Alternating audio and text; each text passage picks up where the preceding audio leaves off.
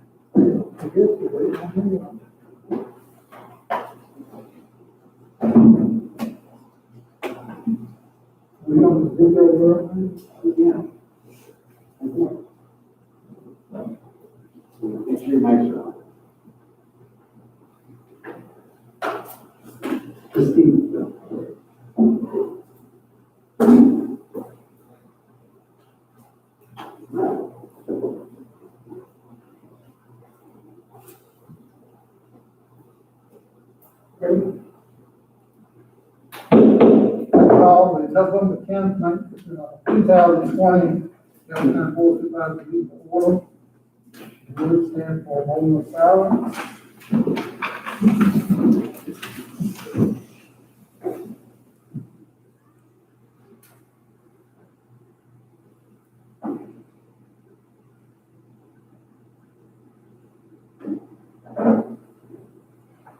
Thank you.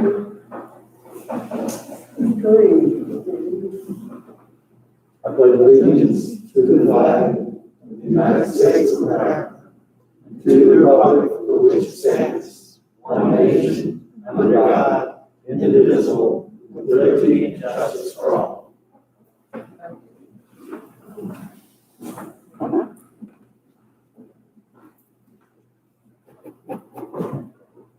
Okay, before we get started tonight, y'all are in new era. This is the first Board of Supervisors that's being televised or streamed or whatever. I don't know the term. It's on YouTube? Nice. So this is a trial run. Appreciate everybody that's showing up tonight.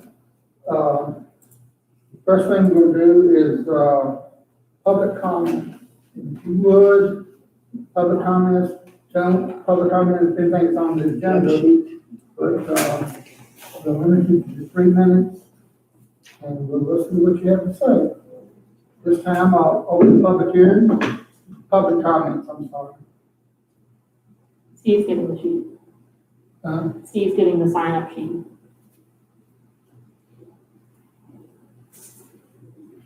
We're on camera. Smile. Don't roll it. It's hard to take back anything you said. That's right, that's right. That's good.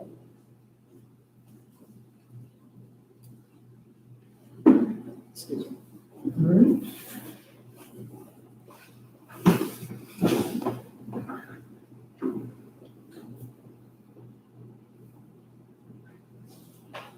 Okay, on the public comments, I have Ms. Thompson? Clarkson. Thompson. Don't worry, Tommy, I was a Thompson much longer than. My name is Joanne Thompson Clarkson, and tonight I'm here to reiterate what I said at the last meeting. And I know a committee is going to be formed concerning the removal of the Confederate soldier statute. I'm in favor of keeping the statute, and I think that I'm not sure exactly if that committee has been formed or when we will know, and I know you all are thinking about that. And I urge that you appoint a committee that is safe, one in which they will listen to all people's opinions, and that everyone will have a chance to speak at a committee meeting. And once again, I am in favor of keeping the statute up in the courthouse. Thank you very much. Thank you. Mr. Waterford. Waterfield, it used to be Waterfield. I'm sorry. Did you say? You're next Waterfield? on speaking, public comment.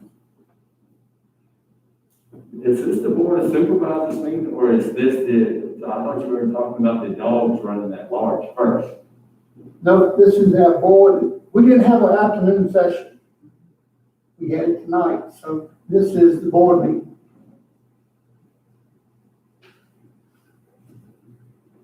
It's got me all screwed up too. Excuse me? I'm all screwed up. I can't. Well, I thought you were talking about the dog referee. Well, we are, but that's later on in this. Well, just to touch on the statute, that's not what I Oh, was. this is, I think the statute, my name is Elwood Waterfield. I live on Cedar Creek Road. I've been here in this county 21 years. There's a lot of corruption here in this county. And I want this entered into the record. I asked y'all at October the 9th, 2019 meeting to appoint a board to look into the numerous complaints against the sheriff's department. And the Nelson County Times, the News Advance, no local media has reported. The sheriff and the Commonwealth's attorney, Mr. Rutherford, were impeached May the 22nd of 2019. Nobody knows anything about that. The judge said they did what I said they did, but at that time, it did rise to the level of removing them from office.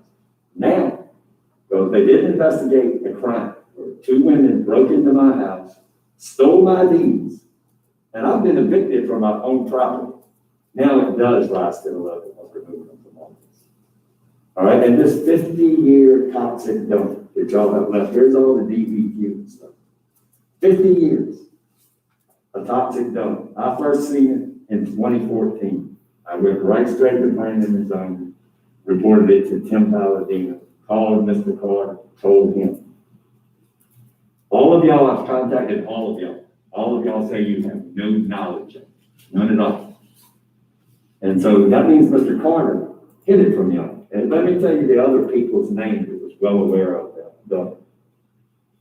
In Nelson County, all right, Jennifer Welcher, to Don Tempest, which he's in warehouses. Then Todd Penninger, he's the MNDQ. Penninger, then Merle Kelly from Nelson County. Paul Truslow from Nelson County. Heather Graham from Nelson County. Candy McGarry from Nelson County. Another Candy McGarry. Then Debbie McCann and Grace Mauer. All of these people knew about that. And y'all all claim you don't know a thing about it. How can that be? How can that be? And like I said, I asked y'all about it in 2019. Bring about Keep Nelson Beautiful. You haven't done anything with that. You haven't appointed any boards to look into the numerous complaints against the sheriff's department. There were several other things I asked you to do. You'll have to go back and look at it. Oh, I asked you, you're going to amend the dog run to that law. You're going to amend that. But I asked you, like I said, in 2019, to amend the, I hate the word litter, because the litter is a problem. It's trash, it's nasty and filthy. I asked you to amend the ordinance to make it the maximum fine to throw trash on an adopted highway. And y'all haven't done anything. Like I say, there's a lot of corruption in this county. I want these entered into the record. you see my chair right in front of it like that. There you go. Thank you, and thank you. Any more to speak to this public comments? Okay, I'll close the public hearing. Okay, the first thing on the agenda is consent agenda. Have all y'all looked that over? Got minutes, budget amendments? Mr. Chairman, Kevin? if you were looking for a motion, I If nobody has any questions, I'd like to move that we accept the consent agenda as presented. Second. All right, do I have any discussion on anything? Raise? Mr. Barton? Yes. Mr. Reed? Yes. Mr. Rutherford? Yes. Mr. Farr? Yes. Mr. Harvey? Yes. Okay, presentation, COVID-19 update in Thomas Jefferson Health District. Oh, she's got it. When did y'all officially change your name? January 1. I'm glad there was a lot of public input.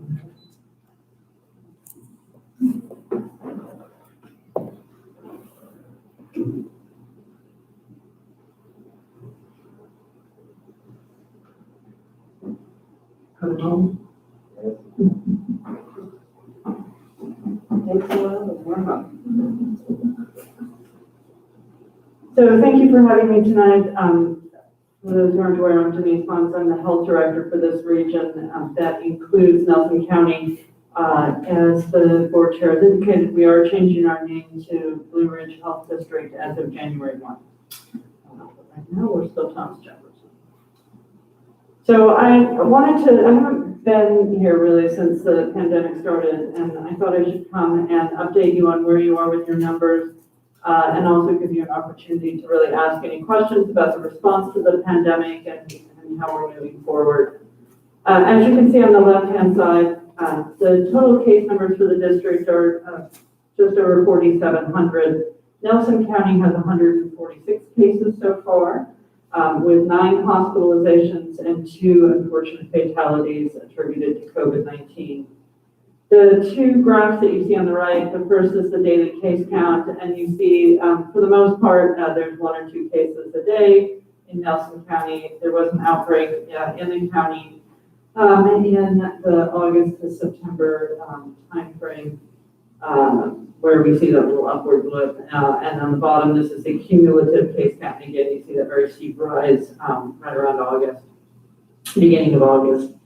But for the most part, the cases have been relatively small and limited in number in this county, so that's great. We do see a disproportionate impact in the district. I don't have this data broken out for Nelson County by itself, but for the entire district, there's a disproportionate impact on people of color.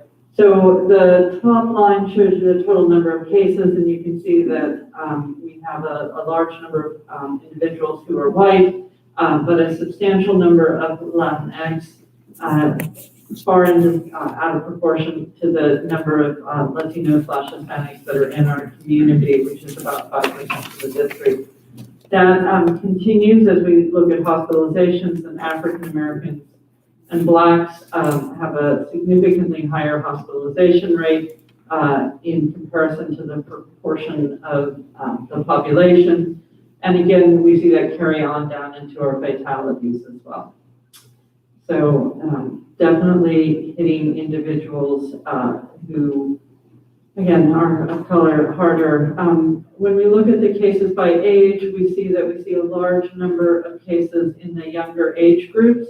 Not so much in our young children, but in the 10 to 19 and the 20 to 29-year-old, really the vast majority of our cases. But when you look at who's actually hospitalized and who ultimately succumbs to COVID-19, the curve quickly shifts to the older age groups. And so, as you can see on the bottom, really people who are over the age of 80 that contract COVID-19 have an especially high mortality rate from this. Question. Somebody have large of a ratio here with the Black and African American. I'm reading 76% of the white and 12 of the black. Well, of the total fatalities, 76% were white, and you're right, and 12 fatalities. So the fatalities are actually probably in proportion. If you look at the hospitalization rate, though, I'm sorry, I don't have my glasses on. I'm reading the left side, I can't see them. The ones on the left side, the district, that's just the district population. That's our entire district, if you look at it.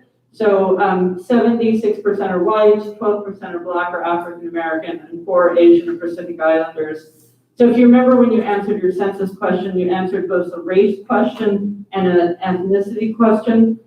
So 5% of the people who reported ethnicity are Latin or Hispanic. So the other 95% would be white or not white, non-Latin or Hispanic. So that's a ethnicity as opposed to the three above that are a race. There are a smattering of other races that are reported when you look at census data, but this represents the vast majority. When you put us in that group, This is the whole district, not Nelson County. what I'm saying, are we at the very bottom, basically, of the whole district? In regards to, Got me COVID. even in regards to race and ethnicity, I'm sorry, I don't have that data broken out. We don't break it out because when the numbers start to get really small, you've only had 2 fatalities in your county. And if I start to report out by race and ethnicity and age, it's pretty easy to identify. So as a rule, we don't report data that's smaller in cells than 5. I certainly could probably give you the hospitalization data. These are from our dashboard. We don't report it out at a locality level. If you'd like that, I can have that sent to you. I don't really want it, So, this is not unique to our district. This proportionality is seen across the state and across the country as well. So, and there's a variety of reasons for it. Many people of color work in front-facing jobs, which put them at higher risk of coming in contact with someone who's positive. They drive the buses in our country, often work in the grocery stores, and those are higher risk occupations. Probably comorbidity plays into it to some degree, although not exclusively. We continue to provide lots of testing. We were one of the first health districts to stand up our own testing team, and we have been down here in Nelson County at least once a month or more to do testing, primarily at the Heritage Center. So over 100,000 PCR tests have been done across the district. Currently, our percent positivity, that is the number of positive tests over the number of total tests done, is just under 2%. And that's really being driven by the extraordinarily large number of tests that are happening at UVA. UVA is doing point prevalence surveys where they'll test everyone in the dormitory. They're doing a lot of pooled sampling, testing, and so you see those big spikes up of the number of tests, the blue bars that go up, and that's when UVA has a big testing event. And so because that's the denominator of this equation, it really drives down the percentage. When I last looked at Nelson County's percent positivity, it wasn't much higher than this. It was probably in the 2 to 3 range. Again, because Nelson County is a very rural area, and so kind of by definition, you socially distance in your housing and where people interact. One of the early Sentinel systems that we use to look at potential rises is looking at what we call COVID-like illness. The state looks at electronic medical records from a large number of hospitals in the area and look for symptoms that are consistent with COVID. The light blue bar that you see across the top is the percent of ED visits that could be attributed to a COVID-like illness. And you can see that there's been a gradual increase over time over the last few weeks. The dark blue bar at the bottom is by our district. I can only get this data by district level. And you can see it fluctuates, but generally we're having fewer individuals go into the ED with symptoms consistent with COVID. What does that look like on a count basis? I'm sorry, I don't know. I looked at it probably. This is all public, so you can actually go to this website and play with it if you like, and pull up and the other ones. I think it looks very similar to that. Like we have a large major medical center in our district, and so there's a large number of people who show up at that ED, but it doesn't change it much at this point in time. The pandemic metric dashboard is a dashboard that the state put out a couple of months ago. It's a public, I've put all the links here so anybody can go and again play with this. We are in the Northwest region.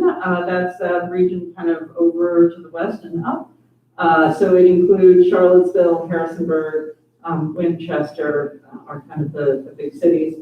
What this gives you is a transmission extent, and you can see that we're at a moderate transmission extent for the entire region. And then down below it tells you whether that's trending upwards or downwards. Right now we're in a fluctuating phase, which is that little gray dot. You can see that the southern and western half of the state are having significant outbreaks and large numbers going on right now. That reflects what's going on around in our surrounding states too. If you look at Tennessee and West Virginia, their numbers are going up pretty substantially. What is not public, but we do send every week to Mr. Carter, is the locality metric dashboard. I've only given you the top two because the bottom two are outbreaks of which you don't have any, and the number of infections in healthcare workers, which is very low for you right now. So the top number is the number of cases. This is a average, a rolling average over time, and lower is better. And you can see that while you did have that big blip when you had the outbreak earlier in the year, in fact, you're down below 5 right now, which is where you want to be, and you're trending downward. So this is showing that Nelson's doing great there. And here's your percent positivity for today, 3. I just pulled this one off earlier today, which again is a very reasonable and low percent positivity. They do have it as rising a little bit, but you can see the last trend shows it's going down, and there's been sort of an up and down pattern. On the pandemic metric dashboard, there is a page for schools. You can see the map of all the localities on that page, and you can toggle through a variety of different measures there. I'm giving you cases, I believe, there. And then on the right are the core indicators and secondary indicators for schools to use to determine whether they should open or go into a virtual mode. You can see that Nelson right now, other than the top one, which is looking at the number of cases, and I'm giving you what that color means in that little bar at the top. But generally, Nelson's doing great, all in green, which is really pretty outstanding. So there are 2 ways to look at outbreaks if people are interested in knowing if an outbreak's occurred in the area. So the first is the K through 12 school outbreak dashboard. Nelson County Schools hasn't had any outbreaks, and remember, an outbreak is not just a single case. It has to be at least 2 cases that we're able to link together in some fashion. And so Nelson's virtual at the moment, and we haven't seen any outbreaks amongst teachers coming into the school. So that's the top one. The bottom one is nursing homes, assisted living facilities, and multi-care facilities. And again, I've just cut out the section that Nelson would be if they've had any, but there haven't been any outbreaks in any of these conjugate living facilities in Nelson County. And you don't have a lot of those, so, but it's great that you haven't had any outbreaks either. So there are a variety of things that I encourage people to do. The first is if you have a smartphone, you can download COVID-Wise. This is an app that looks for other phones that have COVID-Wise on it around you and keeps track of those phones if you spend the appropriate amount of time, 15 minutes, with the appropriate amount of distance, 6 feet. And then if you or one of those other phones ends up testing positive, when a case investigator from the Department of Health calls, they'll ask if you have COVID-Wise on your phone. And if you do, they'll give you a code that you can enter in there. And then that app on your phone, or whoever phone, will send out a little message to all of those other phones that it kept track of. It doesn't download any private information. It just puts a code on both phones that match that allows it to send that message back out. If you had been within 6 feet for 15 minutes with someone who had COVID-Wise on and did all the appropriate things, you would get a little message that said, you might have been exposed to someone who had COVID-19, you should go and seek testing. So it's a way, if you're spending lots of time in a crowded area. If you're commuting on public transit, for example, this would be a really great app to have to alert you to potentially a stranger that you spent time next to that ended up testing positive during that time that you were spending there. We still encourage people to do the physical distancing. 6 feet is the recommended. It's not a magic number. You can certainly look at lots of scientific studies and COVID spreads further than 6 feet, but generally 6 feet is a good measure, and that's what we use for contact tracing. And then I put 2 different things. I get asked a lot about cloth face coverings and masks, about whether they really work, and they do. The first is a video that you can go and watch if you just Google that or take the slides. There's a link in the slide. You can watch essentially aerosolized droplets come out of your mouth, out of the individual's mouth with no mask, with a single layer mask, and then with a double layer mask. It's a pretty convincing argument to watch. We know that COVID is spread through aerosolization now. We've got lots of studies that support that. And then the New York Times article is just a little cartoon that really shows you how it actually works, what it does to those aerosolized droplets. So I think either of those are really helpful. I use them a lot for people who are unsure about the effectiveness of that. We continue to provide testing. I've listed the different testing venues here. The first 3 are in Charlottesville because there's regular testing there. We will next be at Nelson Heritage Center on Monday, November 16th from 5 to 7. That's a great time if you're traveling for the holidays and want to see what your COVID status is before you embark on your trip. You can go there, it's free testing. We do encourage people to get registered, although you don't have to be registered. The hotline number is on the screen, 434-972-6261. And they will register you there and give you a time that you can come and get tested. If none of those work for you, there are other testing events in our other surrounding areas as well. So lots of testing available.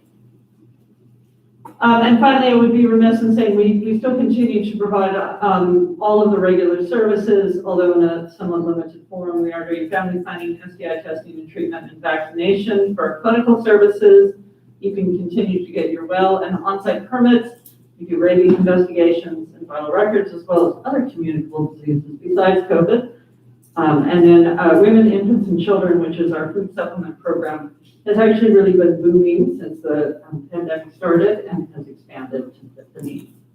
So I would be happy to answer any questions. As I said, I've tried to provide all the links on each of the slides so that you can go and play with all the dashboards yourself. And explore them further. There's a lot of other information out there that the state's put out as well as on our website.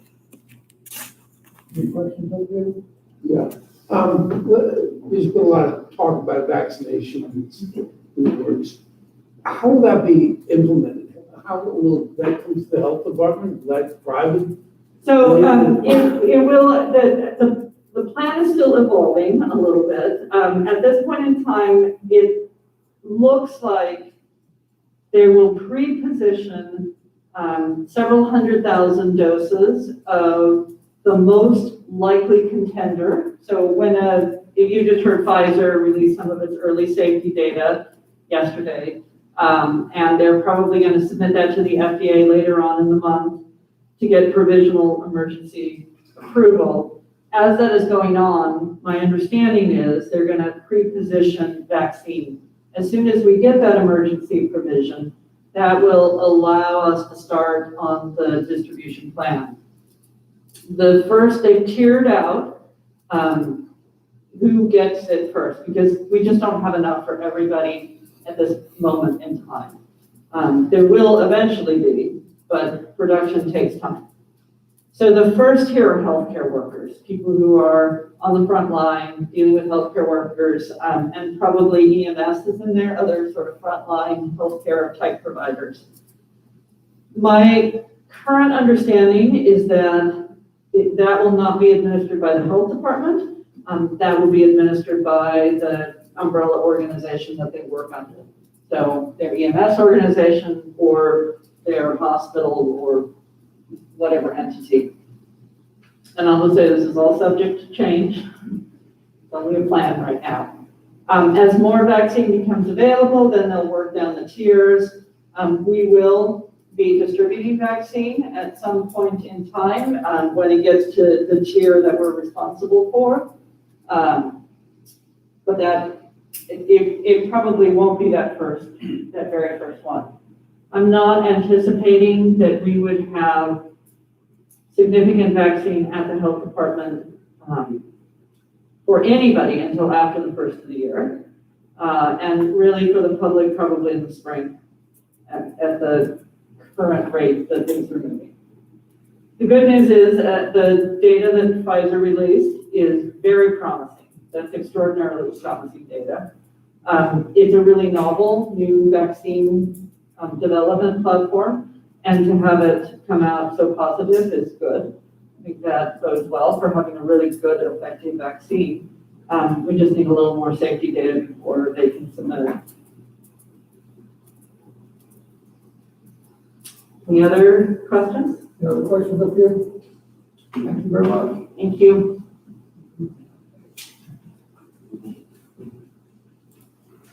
Mr. Brown from VDOT. Good to see you tonight. Good to see you all. We need to introduce ourselves. It's been a while, but no. Remember last time I saw you? Some of us have been in contact, met already up and I think it's been taken care of, but I think so. Been talking to Dave and I've talked to Jesse.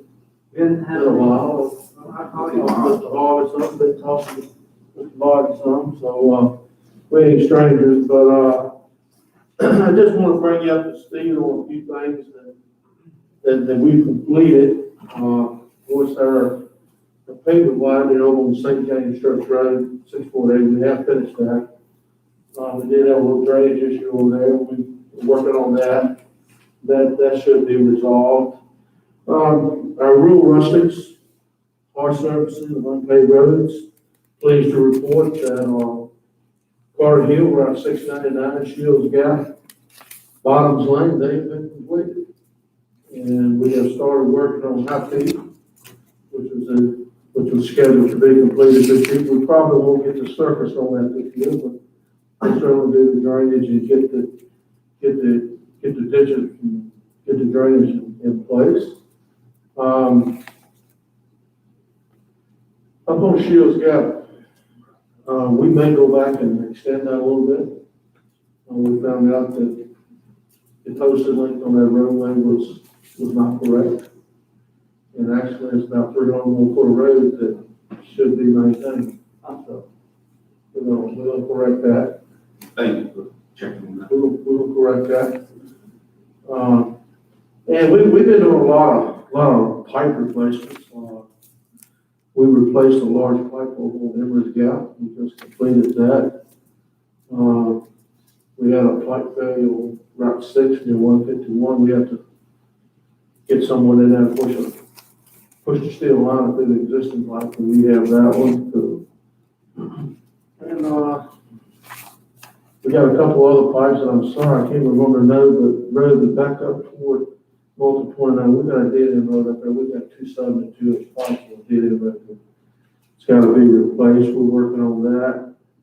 And, over on, near Skyline, I think it was 623, Jesse, they're close to the intersection of 617, it flooded severely. Yeah, the Tractor Sugar Road is now. We're working on getting some pipes over there to help prevent that. I think we sized those pipes. I don't know what size they're called for, but certainly working on that. And of course, if any of you rode down 29, we're doing our final mowing on 4 lane on 29. I think I started last week. I didn't get over in time to go to see how far they've gotten, but that should be completed. And that's about all I have. Any outstanding issues on that part or your part that I need to be aware of? I have a couple. I do know, I know we hadn't seen the updated list, for the 5-year. Can we get a copy of that here soon, see where we're at? There's none? 6-year plan? 6-year. 5, 4, 3, 2, 1 year? You talk about the unpaid road program. Yeah, the rural route. Yep. I'd like to just see where we're at this point. All right, I know we were continuing on with what we had. I think I'll make a comment lesson. We got to do some work on that. Sure. Get some priorities, to see where we want to go, because I think we need some roads. We need to put some more roads on the list. I certainly hope and anticipate us doing a revision to the 6-year plan next spring as we normally do. But any roads that your constituents, I know you share them with me, but please keep track of them. Let's make sure we account for all the requests that we have. I've been adding to my list. I got the list in the 6-year plan at the office, and you know, when I hear the road, I just handwrite it on that. You know, so when we get discussing this, you know, next spring, we'll know where to go with the needs. Ms. Brown, as you know, Mr. Reed and I share a boundary between the West District and the Central District that has seen considerable increased stuck truck traffic in the last 90 days or so. And I want to thank you and your team getting on that with the signage as fast as you did. Looking forward to you all continuing to work on that and seeing if we can resolve that problem. But do you have any information for us on what's going on the Augusta side of Reed's? No, I reached out to Augusta, to the VDOT or in Augusta. Haven't heard anything back from him. But I will definitely follow up on that.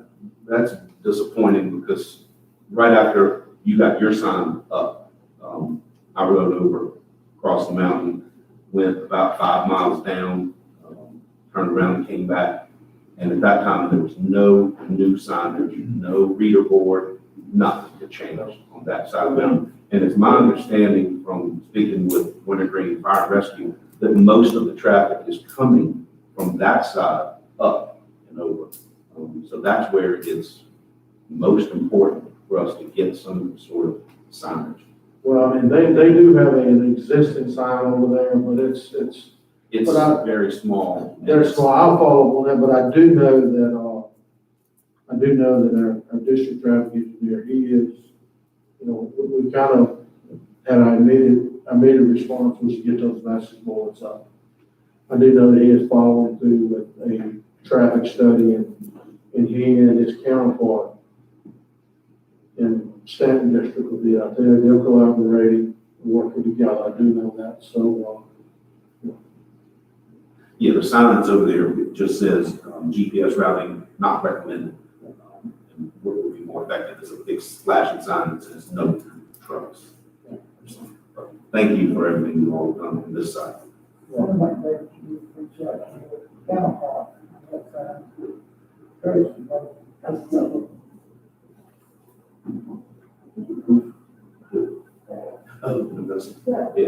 The day of the break, the tunnel.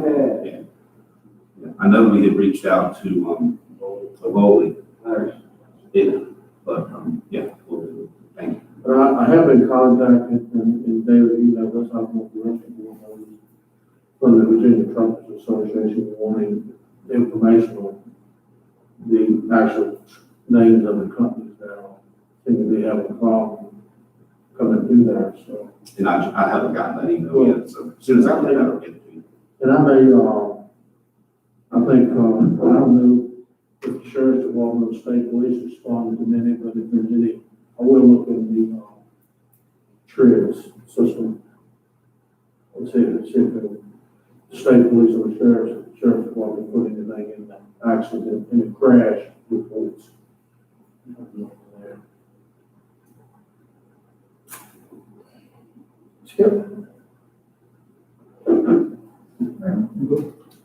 Only other two things that I want to check on is routes.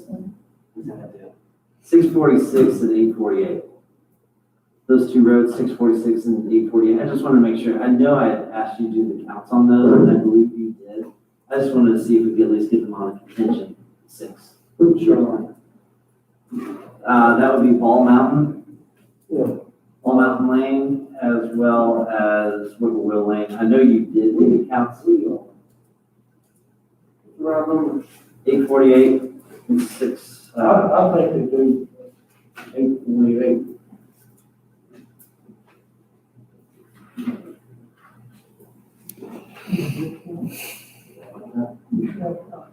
I don't know. 848 is Whippoorwill, and they recorded count of 60 of them per day. Okay. And Ball Mountain, what's that route number? 646. I'm pretty sure that did too, but I'll look that up.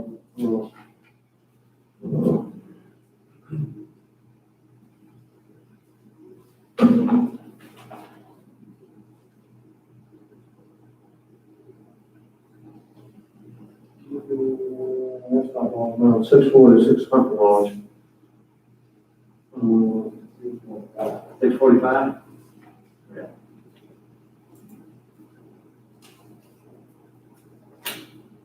The Google Maps is wrong on my computer. I'm pretty sure that meets it, because I've got it on the list. Okay, gotcha. I'll shoot you a phone call tomorrow or something. I've got it on the list. I'm sorry, I don't know. Around. That's all I have, Mr. Chairman. Steve, everything. No, sir. All right, Joe, don't forget the fight on Roseville Road. You're supposed to help us there, trying to help that neighbor, because when he collapses, it's gonna take the whole side of the road over. I know they don't have any funds, but they just help with that. Culvert just up Valley General.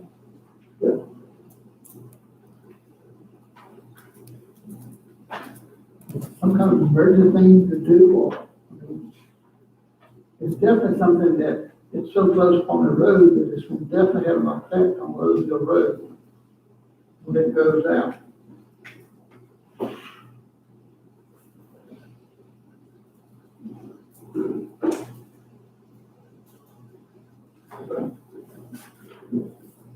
Okay, thank you, sir.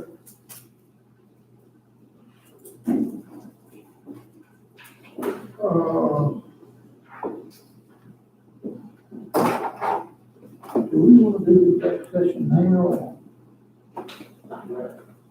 We scheduled that in the event the board wanted to confer with Mr. Payne, because the very next item is the rezoning application that was carried forward to this month, R20, 2020-01.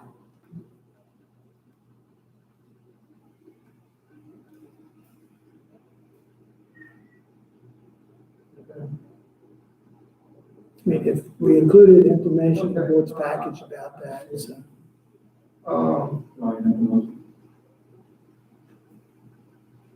Yeah, that's good. We should call out those next 2 weeks. Their office over The conference room would work. Yes, sir. So I move that the Nelson County Board of Supervisors convene in closed session to discuss the following as permitted by Virginia Code, Section 222-3711A8, consultation with legal counsel employed or retained by a public body regarding specific legal matters requiring the provision of legal advice by such counsel. Second.